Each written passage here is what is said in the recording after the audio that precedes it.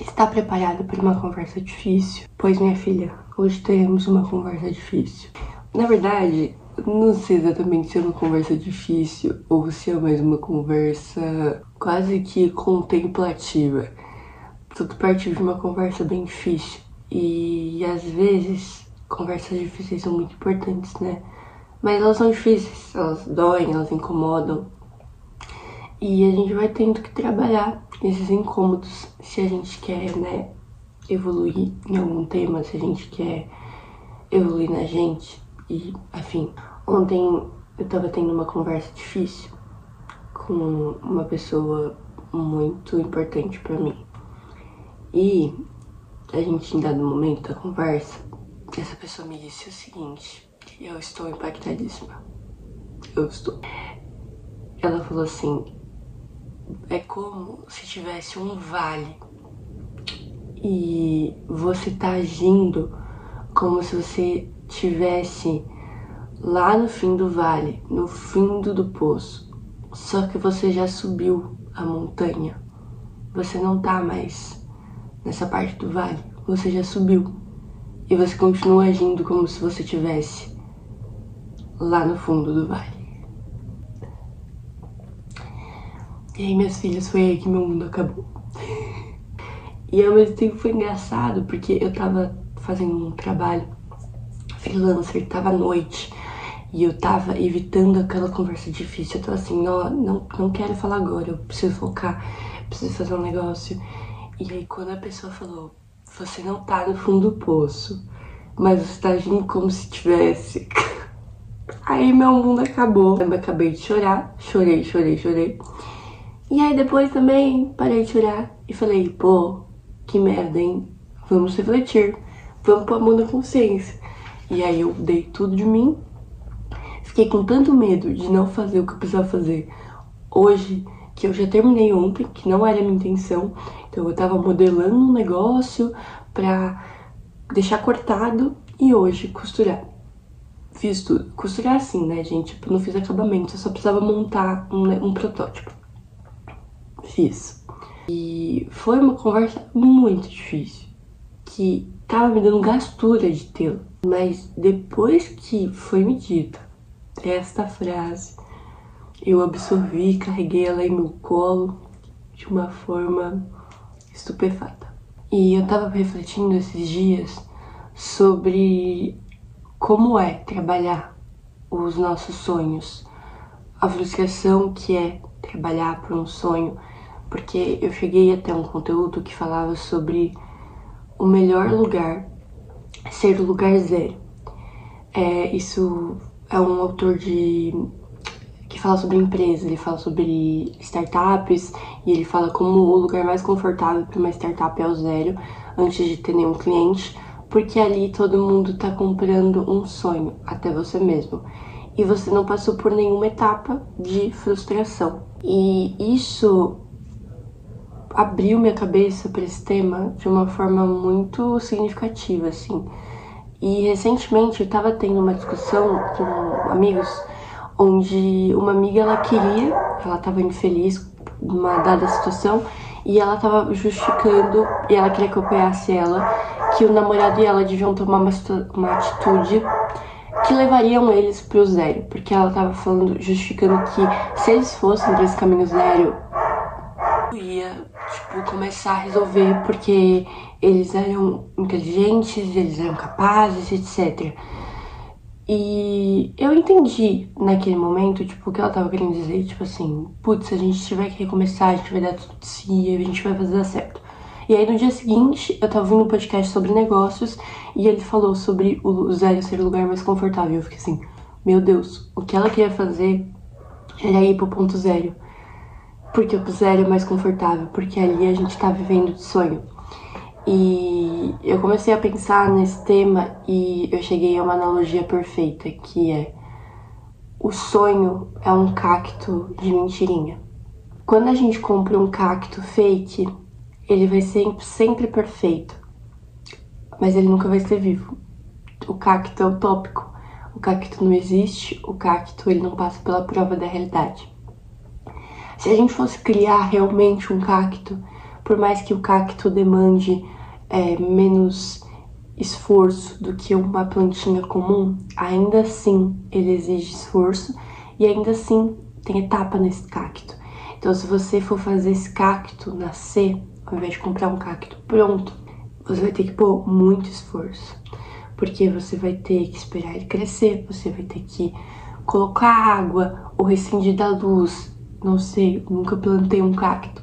Mas você vai ter as demandas de um cacto vivo, igual os sonhos. O sonho, quando ele tá vivo, ele é muito diferente do que a utopia do sonho. E ele exige muito mais da gente, o processo não é bonito. Então, vai ter momento que o sonho ele é embrionário, assim, e que ele é frágil, principalmente.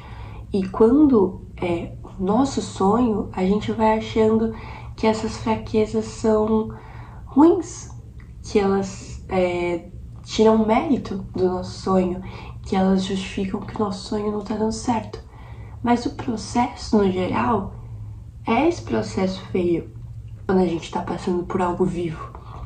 E ontem, quando foi me dada essa reflexão de que eu tava agindo como se eu tivesse no fundo do poço, eu tava fazendo justamente isso. Eu esqueci de perceber que o sonho vivo, ele não é bonito, ele é inconstante. Mas, embora eu esteja nessa parte aqui do vale do sonho, eu não tô mais aqui. É tipo, né, tava aqui embaixo e aí eu cheguei aqui e não é porque eu caí um pouquinho que eu voltei pra cá. Eu só tô no processo pra chegar até onde eu quero. E recentemente me foi dado um presente muito grande, um presente não físico, um presente metafórico, assim, algo que eu queria muito, mas não era o que eu queria do tudo. É quase o que eu queria. E eu fiquei muito frustrada, eu fiquei muito chateada, muito. E ao mesmo tempo que eu não consegui o caminho final, eu consegui, tipo, muitos degraus pra esse caminho final. Mas foi difícil reconhecer isso e foi difícil agradecer por isso. Isso tudo me fez pensar sobre como muitas vezes eu fico tentando mudar de rota pra recomeçar do zero, porque eu ainda não cheguei aonde eu queria exatamente. Esse ciclo de fuga é justamente sobre isso, porque o plano novo, ele não tem as cicatrizes do passado, ele não tem a gente dando errado, a gente se frustrando, e por isso justamente mudar de plano é muito mais confortável. E principalmente porque protege a gente de onde a gente tá e onde a gente queria estar. Porque quando essas coisas se diferem, dói muito. Porque a gente entende que quando a gente tiver resultado daquilo que a gente está semeando, significa que a gente vai ter o resultado final. Só que o resultado final demora muito mais para chegar.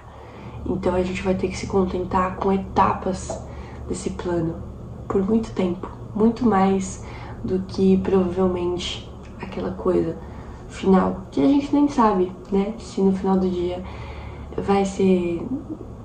A gente não sabe se no final do dia, quando a gente tiver aquela coisa, vai ter realmente o impacto emocional que a gente acha que vai ter. Eu tenho tido um sonho muito específico na minha cabeça, que talvez não seja tudo isso que eu esteja sonhando, mas eu só vou saber quando eu realizar. E eu vou realizar. Eu já tô muito perto de realizar, ao menos que eu queira abrir mão, e se eu quiser, tudo bem. Mas hoje eu entendo que não, eu entendo que é um sonho que eu preciso. É um sonho muito antigo e que eu não tô topando tanto assim, abrir mão dele. Tem um artigo no New York Times que fala sobre o mito do sucesso instantâneo. E faz muito sentido, porque a gente acha que o sucesso do outro foi do nada, porque ele vem pra gente do nada. Então, a gente nunca ouve falar de uma marca, de uma pessoa, de um cantor, um artista, e aí de repente a gente recebe exposição àquela pessoa e parece que do nada ela deu certo. E por mais que a gente acompanhe também o caminho inicial de alguém tentando, A gente não sabe quantas outras vezes ela tentou e não deu certo, ou mesmo que muitas vezes o acaso colabore e tenham pessoas que do nada deram certo, quantas frustrações essa pessoa não vai ter que passar por ter dado certo do nada? Para quantas coisas ela não estava preparada para dar certo do nada? Porque crescer rápido dói muito. Eu tava ouvindo o podcast da Lela e ela tava falando sobre um episódio dela onde ela revisita a questão de não desistir mão dos sonhos, mas aceitar chegar mais devagar neles. E às vezes isso pode fazer muito sentido, porque chegar rápido nos nossos sonhos coloca a gente também em lugares confortáveis. Mas independente disso, vai ter parte feia no sonho do outro que a gente não consegue ver. Porque o único sonho bonito possível é um cacto fake e utópico. Todo sonho real vai ser difícil e vai ter seus altos e baixos. Mas não é porque a gente tá em uma etapa desse sonho que não é a etapa final que a gente ainda tá no fundo do poço. A gente tá em parte do caminho e às vezes tá no momento de celebrar.